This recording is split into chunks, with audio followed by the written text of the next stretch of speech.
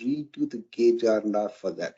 You can import it from the library. So once you do, all your gauge R&R gets saved in your library. So it's going to be specific to the supplier location.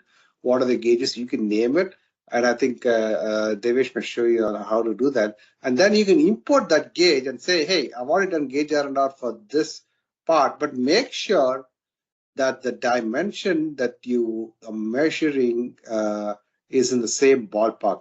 I mean, I don't want to see, okay, I used the vernier calipers to measure the length. Now I'm using the same vernier calipers to measure diameter. Now that's a total different parameter that you're doing. Or if I used the vernier calipers to measure something that was 10 inches plus or minus half an inch, now I'm using the same vernier calipers to measure that is 0.5 of an inch plus or minus 0.1 of an inch. So it's still not in the same ballpark, right? So that is not something we want to accept. But as long as it's somewhere in the same area, we can reuse the gauge R&R. We don't want you guys to keep redoing the gauge R&R if it's a similar part, a similar feature, and the specifications or the range is still kind of in the same ballpark. Then we will allow you to use the same gauge R&R and not need to do another one. Go ahead, Devesh. All right, thank you. So this is where you identify that this feature is on PQR, and we create a record for you in Gauge tab. Again, you are welcome to create more records here. You can just copy and create more, and more instructions are here in the instruction tab, so that if you need any assistance, you can always check in. Now, when it comes to Gauge R&R, so those records which were created from process control plan are here.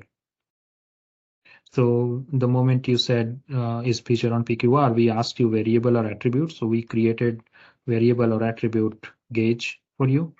Now, when let's see one of them, for example, this is a variable gauge. This is how it looks like.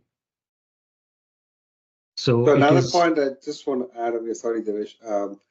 If the part is on the PQR, that's when we're going to mandate a gauge R&R over here. If it's not on the PQR, then it's not required, it's mandated. But I think in the past, all the gauges were required to have gauge R&R, but in this one, it automatically will only require you if the part is on a PQR, if the dimensions on the PQR.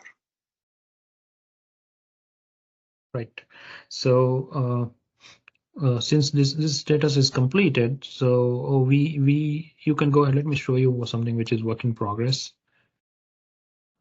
Maybe this one's. There is always an option. This is an attribute one, but there's always an option to increase the number of the sample size, appraiser, and trials. So this is the values that we have given by default. Sample size 5, we are supporting up to 10. Appraiser, we are supporting up to 3, and trials, we are supporting up to 3. So this the attribute gauge R&R, this record is still in progress. So this is how it will look like once it gets created freshly from process control plan. You have an option to go ahead, give a number that suits best. For example, this is for characteristic flatness. So you can give it flatness 001 or whatever number that you follow, and maybe a name. This name and number is completely for your convenience, which you can always refer back later on and use in a different PQP or a different record. And you can use whatever you have in-house, right? If you have a name conversion or you have something ID, so you can use the same thing, so it's easy to refer back. This is not controlled, it's for you guys. Whatever makes sense for you guys can use that. Right. So also one thing to notice while you are onboarding to the application, initial gauge R&R records you will have to create, right? So that's where you need to come in and you need to put all those appraisers and trials, and you need to put all this data. Initially, it will be required, but as you start growing this gauge R&R, you will start collecting this as a library. For example, if if this gauge is created and you don't want to do this study again, since you already have done it, there's a button in here called as use completed gauge. The moment you click it, we will show you all the gauge R&R studies done on, and we will say that this was done for PQP number 11. This was done for, this is the name that you entered previously. This is the number that you entered previously, the LSL, USL, tolerance, and the characteristics. So what characteristics was handled, what characteristic this gauge R&R was done for. You can select one and you can say, yeah, you can agree to submit it, and then everything else is negated.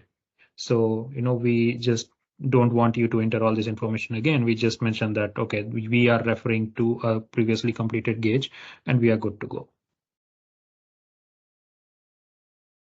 So again, initially you will have to create gauge R&R records, but as you keep on creating records, you will have your library to be reused. So that's one I think payload that we have to do initially, but afterwards we can always leverage. Yeah. So you Right. can create your own library, guys, and like I said Yeah. earlier, you'll be able to reuse it as long as the feature and the specification is in the same ballpark, so we don't have to redo it every time. Yeah. Right. So that's all about gauge R&R. Now coming back, this additional process. So additional process is again something like coating, plating, cleaning, welding, brazing, surface morphology, golden tools. So all other This things. is, Yes, yes, go ahead, yeah, please. David, sorry. Yeah. So guys, this is nothing but your level 2 processes